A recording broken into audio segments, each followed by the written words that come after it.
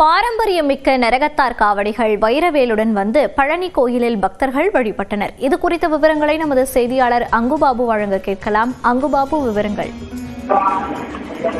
மோனிஷா, பழனியில் புகழ்பெற்ற தைப்பூச திருவிழா கடந்த 26ஆம் தேதி பெரியநாயம்மன் கோயிலில் கொடியேற்றத்துடன் துவங்கியது. 10 நாள் திருவிழாவாக நடைபெற்று வரும் இவ்விழாவை முன்னிட்டு இன்று திருக்கல்யாணம் மற்றும் வெள்ளி தேரோட்டமும் நாளை தைப்பூச தேரோட்டமும் நடைபெறுகிறது.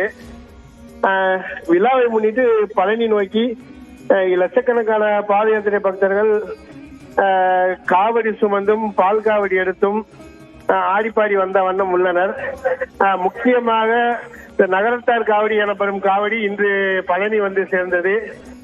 இவர்கள் பழனிக்கு பாத யாத்திரையாக வந்து வைரவேலை சுவாமிக்கு செலுத்திவிட்டு பின்னர் மீண்டும் இவர்கள் பாத யாத்திரையாக பழனி தங்கள் ஊருக்கு திரும்பி செல்கின்றனர். பழனி வரும் பக்தர்களுக்காக திருக்கோயில் சார்பில் பல்வேறு ஏற்பாடுகள் செய்யப்பட்டுள்ளது. இந்த முறை இதுவரை செய்யாததாக பக்தர்கள் அனைவரும் கிரிவீதியிலேயே நின்று மலையேற திருக்கோயில் நிர்வாகம் ஏற்பாடு செய்துள்ளது.